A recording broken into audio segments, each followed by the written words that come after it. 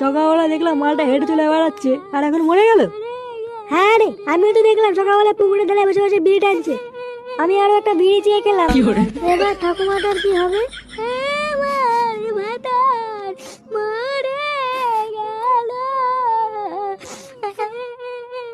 কালকে ছেলেটা মরলো তাহলে।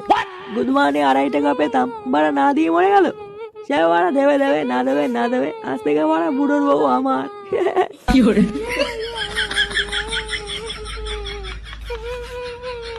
বলে গেল? ও যা বলে বলুক গিয়ে, ছাড় বাড়া। এই বালটা মনে হচ্ছে হার্ট ফেল করেছে, শিওর।